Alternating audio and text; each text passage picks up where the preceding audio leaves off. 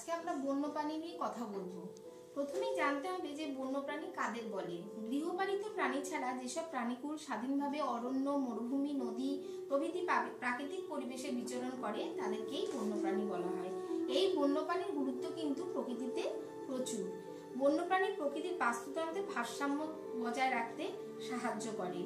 সুন্দর সুন্দর বন্যপ্রাণীদের দ্বারা যদি উদ্যান তৈরি করা হয়, সেখানে সেই উদ্যানকে কেন্দ্র করে পর্যটন কেন্দ্র গড়ে উঠতে পারে।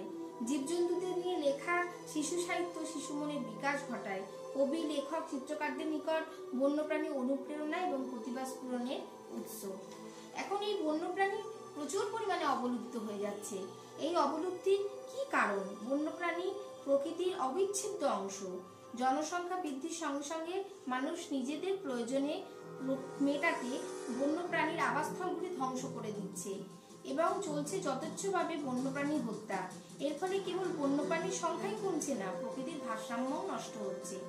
বিগত 2000 বছরে স্তন্যপ্রায় প্রাণীর 100 প্রজাতির বন্যপ্রাণী বিলুপ্ত হয়েছে। 350টি প্রজাতিভুক্ত প্রাণীর অস্তিত্ব সংকটজনক। একশৃঙ্গ গন্ডার, কৃষ্ণসায় হরিণ, নীলগাই, তরাই অঞ্চলের ডাগর পাখি, ভারতের চিতাবাঘ সম্পূর্ণ অবলুপ্তির তালিকায়। আর গির অঞ্চলের সিংহ, সুন্দরবনের বাঘ প্রায় অবলুপ্তির পথে। এই প্রসঙ্গে এবার আমরা কিছু অবলুপ্ত হয়ে যাওয়া বন্যপ্রাণীর ছবি আসুন দেখি।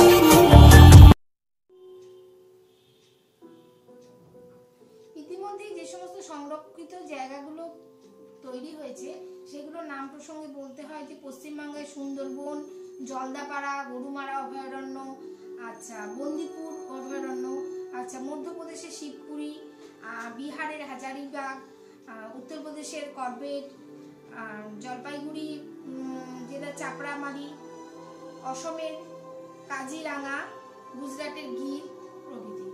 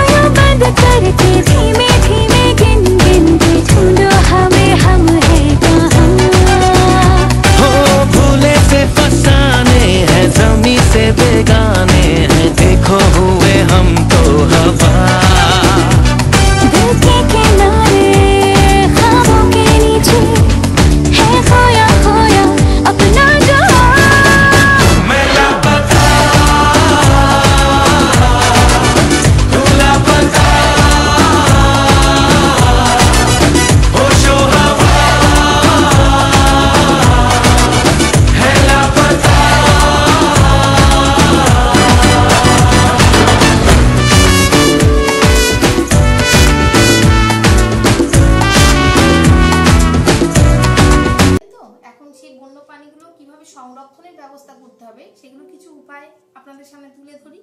যেমন হচ্ছে বিভিন্ন রকম অভয়ারণ্য, জাতীয় উদ্যান, সংরক্ষিত বনভূমি স্থাপন করতে হবে।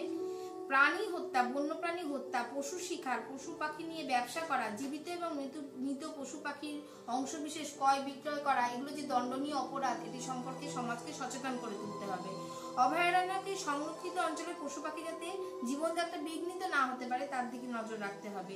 বন্যপ্রাণীর সংখ্যা হ্রাস বা বৃদ্ধি হলো কিনা সেটা নিয়ে প্রতি বছর গণনার ব্যবস্থা করতে হবে। উপযুক্ত অঞ্চলে বন্যপ্রাণীর খাদ্য, বিচরণ স্থান, জলাশয় এবং উপযুক্ত প্রজননের ব্যবস্থা রাখতে হবে। প্রয়োজনে পাখি সংরক্ষণের জন্য পাখিরালয়, ব্যাঘ্র সংরক্ষণের জন্য ব্যাঘ্র প্রকল্প, কুমিরের জন্য কুমির প্রকল্প এবং হরিণের জন্য মৃগ উদ্যান স্থাপন করতে হবে। অভয়ারণ্য সংরক্ষিত বনের কাছ থেকে কলকারখানা সমস্ত দূরে রাখতে হবে।